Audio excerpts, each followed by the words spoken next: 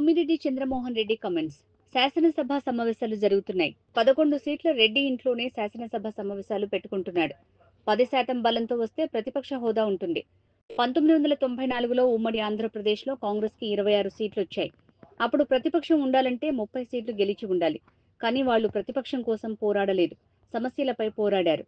జగన్ ఒక పిరికి పంద.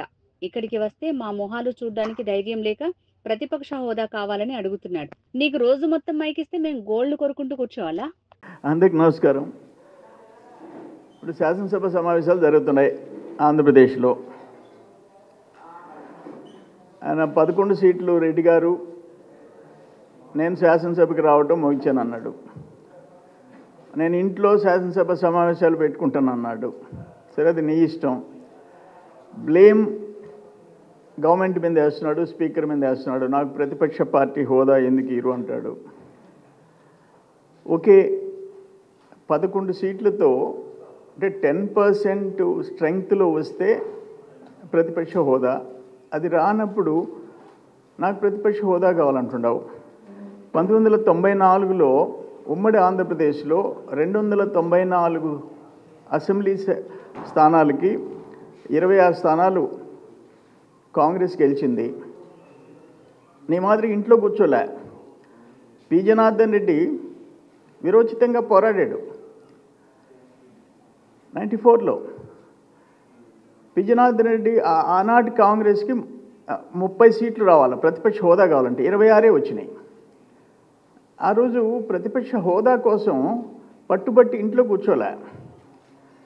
ఇంకొకటి చెప్తున్నా నేను, 1984లో 1984లో భారతదేశంలో లోక్సభలో 415 సీట్లు కాంగ్రెస్ అలైడ్ పార్టీలకు వచ్చినాయి. 415. తెలుగుదేశానికి 30 సీట్లు వచ్చినాయి. సెకండ్ లార్జెస్ట్ పార్టీ కింద తెలుగుదేశానికి 30 సీట్లు వచ్చినాయి లోక్సభలో. ప్రతిపక్ష పార్టీ హోదా తెలుగుదేశానికి ఇవ్వలేదు, ఇంక వేరే పార్టీలు, బీజేపీకి 2 సీట్లు వచ్చినాయి. ఆ రోజు ప్రతిపక్ష హోదా కావాలని ఇంట్లో అలి కూర్చోలే. 30 స్థానాలతో లోక్సభలో కీ రోల్ ప్లే చేసింది ఎన్టీ రామారావు గారి నాయకత్వంలో. కాంగ్రెస్లో పి జనార్దన్ రెడ్డి పోరాడాడు. ఈరోజు మీరు ఒక పిరికి బందలు, జగన్మోహన్ రెడ్డి ఒక పిరికి బంద. ఆయన అక్కడికి వస్తే మా ముఖాలు చూడాల్సి వస్తుంది. చంద్రబాబు నాయుడు గారు, పవన్ కళ్యాణ్ గారు, లోకేష్ గారు, మా బోటోళ్ళ ఫేసులన్నీ చూసే ధైర్యం లేదు. అదేమంటే ఈరోజు ప్రతిపక్ష హోదా ఎందుకు ఈరోజు అడుగుతున్నావు? ఇస్తే రేపు సీఎం హోదా ఎందుకు లేదని అడుగుతావు. ప్రతిపక్ష హోదా అడుగుతావు, రేపు సీఎం పదవి అడుగుతావు. ఎక్కడన్నా ఉందా డెమోక్రసీలో అంటాను. నిన్ను 11 సీట్లకి ప్రజలు పరిమితం చేస్తే ప్రజలు ఇవ్వాలి నీకు ప్రతిపక్ష హోదా. అటువంటిది రోజు డిమాండ్ చేస్తావు. నిన్న చెప్పాడు ఆయన, నేను వస్తే ఫుల్ టైం ఇస్తారా అంటాడు. అంటే నువ్వు ఫుల్ టైం ఇస్తే మేము గోల్డ్ గెలుకుంటూ కూర్చోవాలన్నా?